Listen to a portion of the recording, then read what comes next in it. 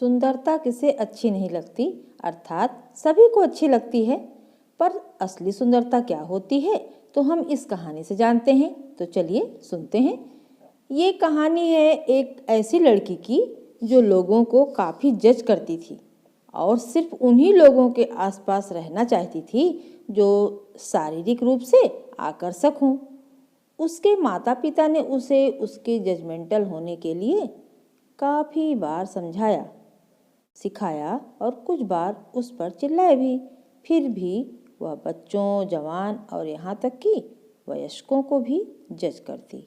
एक बार नौकरी कर रहे उसके माता पिता का ट्रांसफ़र दूसरे शहर में हो गया।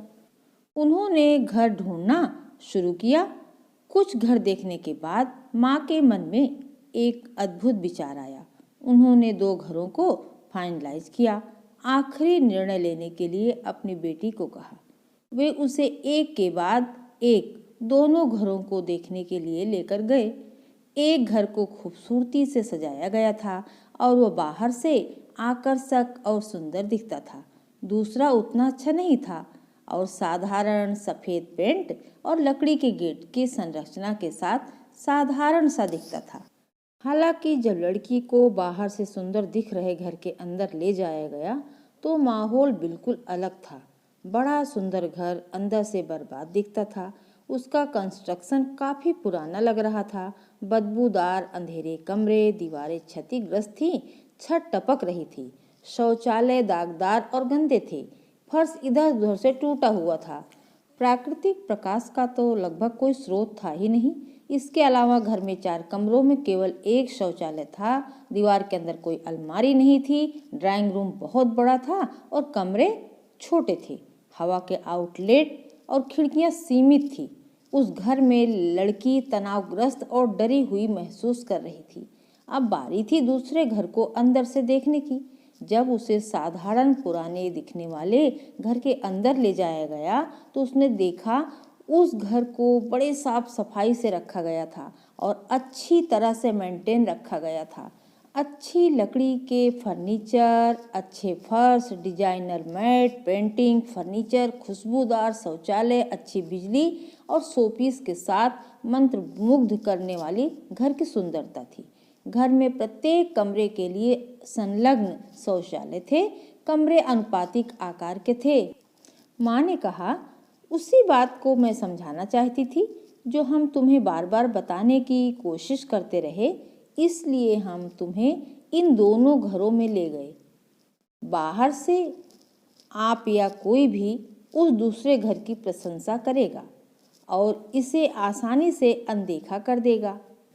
हालांकि जब किसी को वास्तव में वर्षों तक घर में रहना पड़ता है तो वे जब घर के अंदर जाते हैं तो वे अंदर सब कुछ देखते हैं। उन्हें क्योंकि रहना रहता है तो घर में सारा आकलन अंदर करते हैं और बाहरी दिखावट अब ज़्यादा मायने नहीं रखती है। दरअसल तुमने भी अपने आराम को देखकर और अंदर की हकीकत जानने के बाद बेहतर दिखने वाले घर को ठुकरा दिया था। वह स्थान जहाँ तुम वर्षों तक रहोगी, उसी तरह हमारी इंद्रियां दुनिया के साथ बातचीत करती है। लोगों को आंकने से पहले उनकी गहराई को समझें, नहीं तो लंबे समय में आपको निराशा या पछतावा ही मिलेगा। इस सीख को जीवन भर याद रखें। हम अच्छी दिखने वाली चीज़ों और लोगों से मंत्रमुग्ध महसूस करते हैं। वे हमारी इंद्रियों को आकर्षित करते हैं।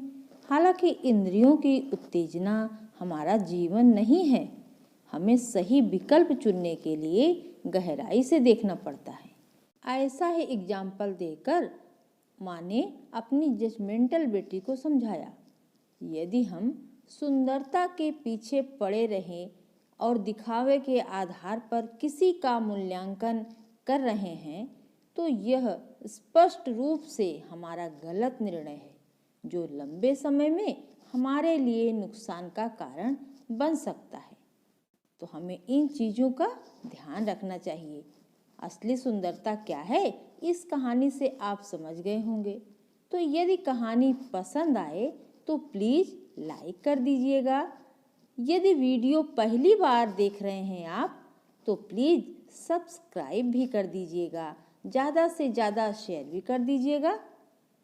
कहानी पढ़ने और सुनने के लिए बहुत बहुत धन्यवाद।